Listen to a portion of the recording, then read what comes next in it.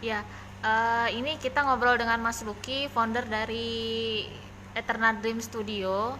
Ya, Mas Lucky, gimana ceritanya Eternal Dream Studio ini bisa kerjasama dengan Niji untuk buat games itu, Mas? Oke, awalnya emang kita pernah ketemu sama Niji Games di Bandung waktu itu, terus sempat menjalin kerjasama untuk bikin game visual novel yang saat ini belum rilis. Nah, di tengah-tengah itu si Niji juga kontak lagi. Ini kita dapat ajakan kerjasama dari learning designer Mbak Ika Hmm. untuk bikin game edukasi corona. Nah, kira-kira tertarik apa nggak ya teman-teman? Terus saya mikir, kan game kan emang belum ada tentang corona, jadi saya ambil kesempatan kerja sama ini, terus ya udah kita kerja sama bikin bareng. Hmm. Iya. Kenapa kok Mas tertarik gitu loh? Langsung mengiyakan gitu begitu Ya, diajak sama ya. Niji Games. Kok langsung iya gitu loh? Karena emang kalau saya pribadi itu karena emang saya percaya kayak game itu bisa menyampaikan sebuah pesan atau cerita ke orang-orang yang main gitu.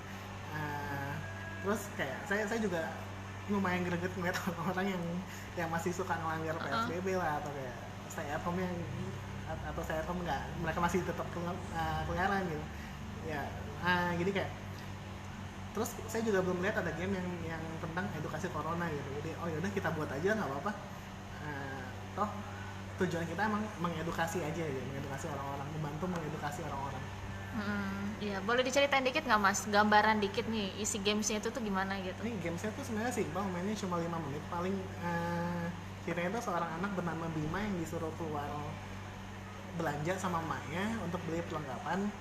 Jadi di situ tuh bener-bener diajarin kalau misalnya keluar rumah kita mesti pakai masker sama hand sanitizer. Terus waktu ketemu orang kita social distancing dan nggak boleh salaman, tapi lebih kayak pakai gestur tangan aja, say hi.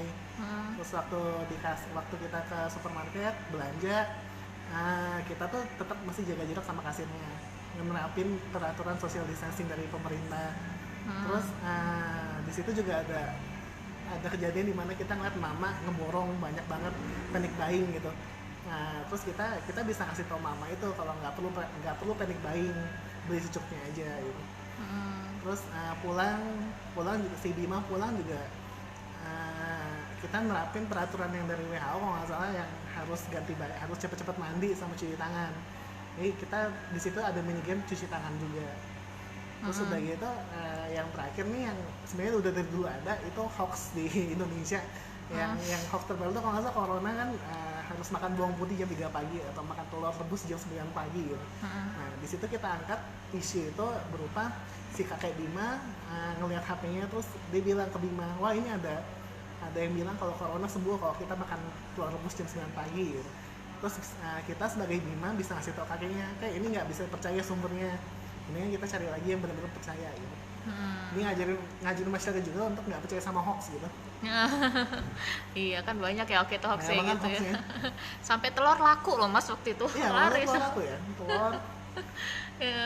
Nah, itu berapa lama Mas buat game itu? Overall sih kita bikin tuh sekitar 2 bulan, kurang lebih 2 bulan. Heeh.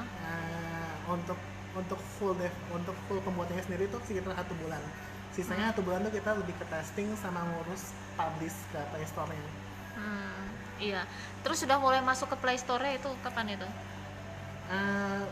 Kalau untuk masuk ke Play Store kalau nggak salah itu sekitar pertengahan Mei kita udah masuk. Tapi itu untuk tujuan internal kita doang, baru untuk dites. Untuk globalnya atau untuk publiknya kita upload tuh tanggal 30 malam kalau nggak salah. 30 Mei malam kita upload. Iya. Nah, selama buat game ini Mas, apa kesulitannya Mas ini? Kesulitannya tuh sebenarnya kalau di pembuatannya nggak ada, tapi lebih ke tahap publish ke Play Store-nya ya. Karena game kita pernah disuspend sama Google, Heeh. kalau ternyata kita nggak boleh ngangkat isu bencana atau corona gitu-gitu.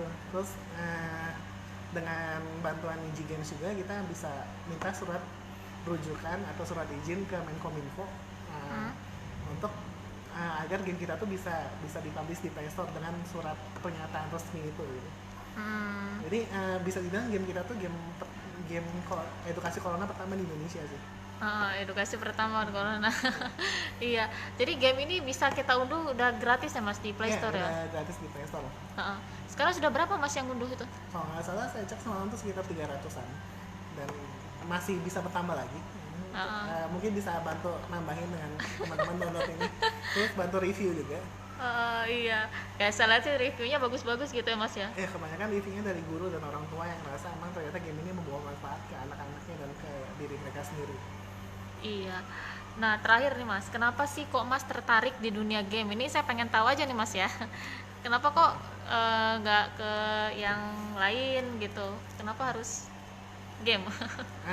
Karena saya suka main game dari kecil, terus saya juga suka baca buku yang ceritanya itu rumit-rumit, jadi kayak saya dari kuliah tuh kayak mulai mikir game itu gabungan kesukaan saya itu. Saya suka main game, terus saya suka cerita yang rumit, jadi kayak dengan bikin game tuh saya percaya saya bisa menyampaikan suatu cerita atau pesan ke orang-orang yang main. Yang saya buktikan saat ini dengan game Corona ini, saya menyampaikan pesan kalau ya stay at home aja gitu, gak usah bandel. Terus di game tuh saya dapat kayak sebuah reward yang saya nggak dapat di dunia aplikasi atau kayak startup. Kalau waktu itu saya sempat jadi programmer juga, kayak bikin aplikasi hotel, toko segala macam. Terus ketika udah jadi, ya udah gitu kan, kayak ya mereka nggak mungkin ketawa-ketawa main pakai programnya kan, biasa aja gitu pasti pakai secara normal. Nah, kalau di game tuh ketika game udah jadi dan orang-orang main dan suka, mereka tuh kayak punya ekspresi atau kayak melampiaskan emosinya dengan kayak ketawa, senang, sedih, marah. Pokoknya itu hal-hal yang kayak gitu itu menurut saya itu sebuah hadiah yang saya nggak dapet di industri lain gitu selain di game. Oke deh Mas gitu. Makasih ya Mas ya. Oke.